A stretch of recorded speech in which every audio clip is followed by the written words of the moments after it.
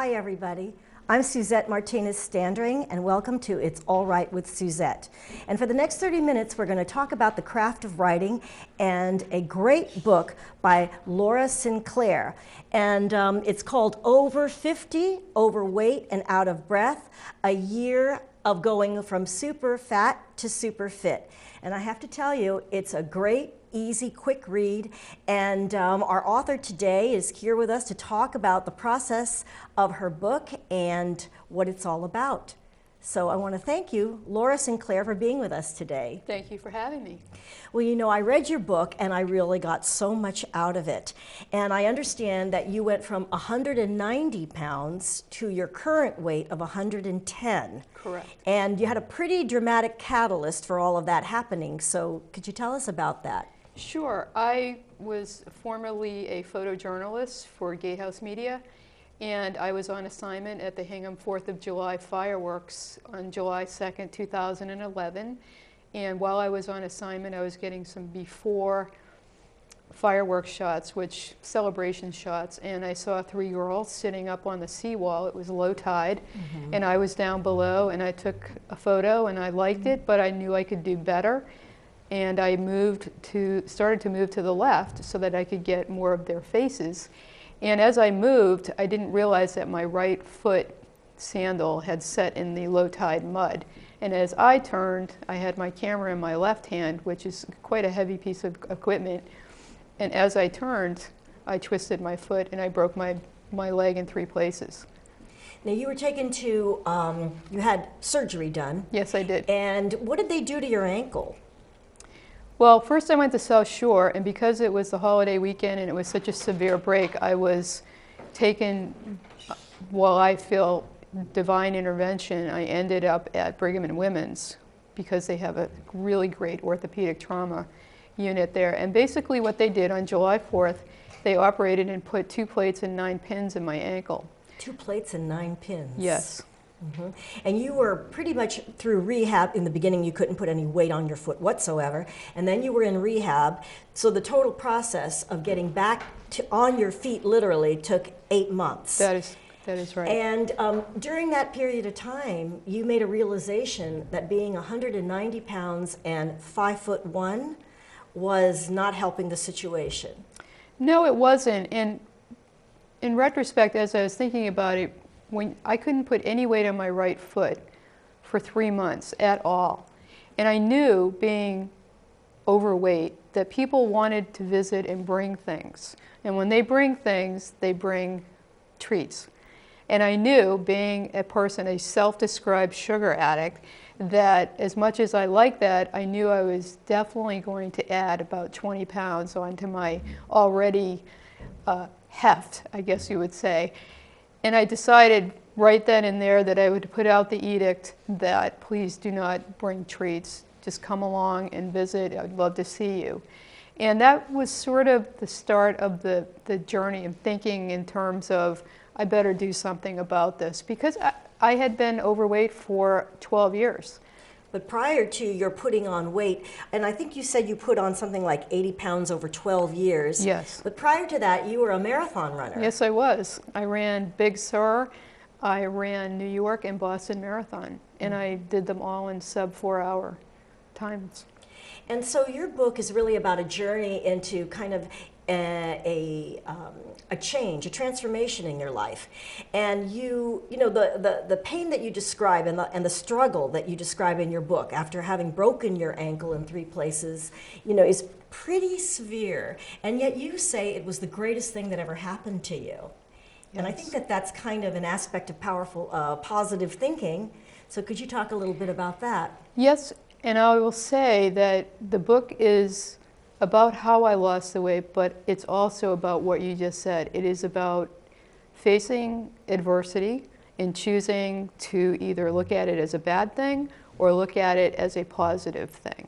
And I decided that I wanted change for a while, and I was going to take advantage of this, and I was going to frame it in a positive mental framework, for lack of a better term, because the alternative was I could feel sorry for myself, which is not a good place to be.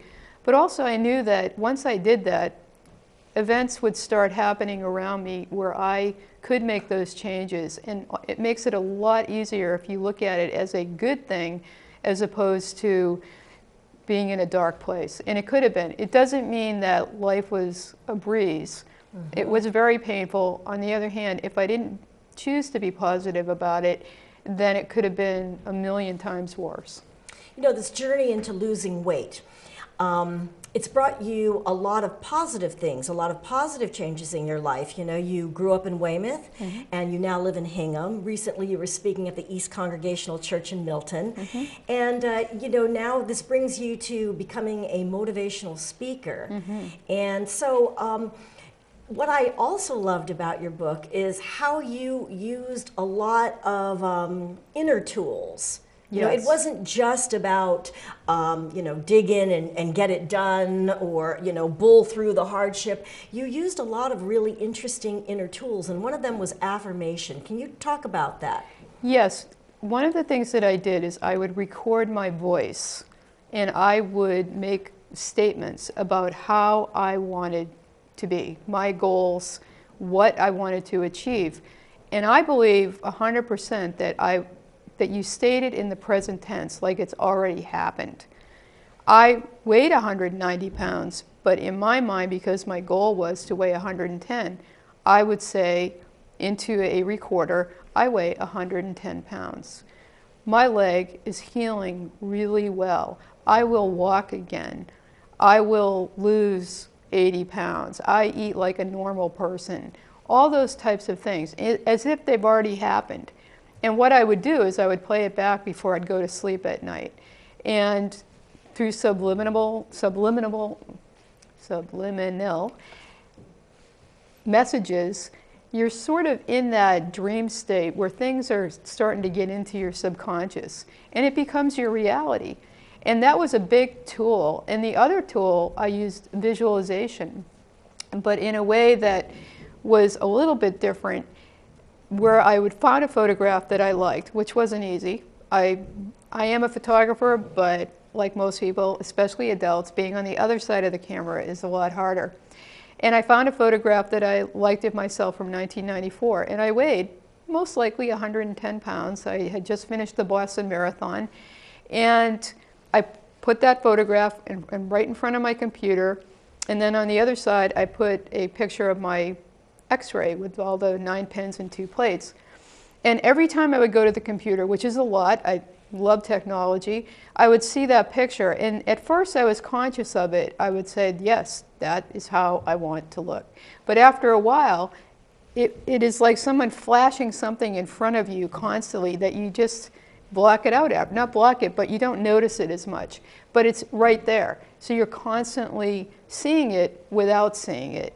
It becomes second nature. And I really believe that that helped me a lot, because in my mind, the universe will, if you state it in the present tense, it will create events, opportunities, situations where you will get to that place that you want to be. I absolutely believe in the power of affirmation. You know, in 1990, I was certified in hypnotherapy, and we talked about and learned, you know, how the power of the subconscious, you know, affects everything in our lives. You know, we can say on a conscious level, you need to relax, you need to exercise, but all of the motivation really comes from the subconscious. Yes. And we actually did exercises where whatever issue you were struggling with, you would state it as if it exists right now. And, you know, in your case, you're saying, I am slender, I am thin, I have lost 80 pounds. And I think that there is really a power to that, because so often we have old tapes playing from the past or in our childhood that don't allow us to believe that we are beautiful or capable or good. And so to just recite that to ourselves, especially before we go to sleep, is very powerful, as you say. Definitely. And I think people tend to be really hard on themselves. And I think it's a way of, like you just said with your hypnotherapy training, that it's a way forward.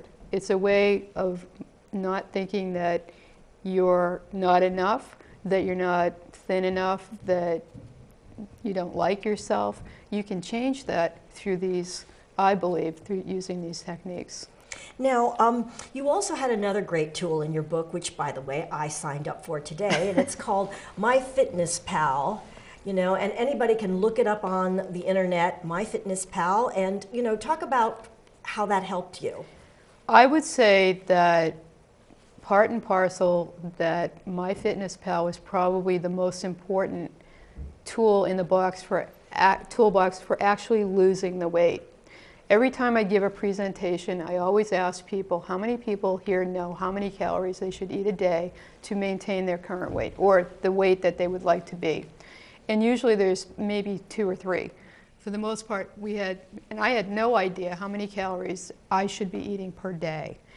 And I signed up with MyFitnessPal, and I found out about it indirectly. A friend of mine suggested Weight Watchers, and I went online to research it, and I indirectly came across MyFitnessPal, and I went with that because it's free, number one. I was out of work, and that was important to me. But also, it's a social community. If you want it to be, you can be as social or as not, as you can have friends or as many or as few that you want. But basically what you can do, it's an online food journal.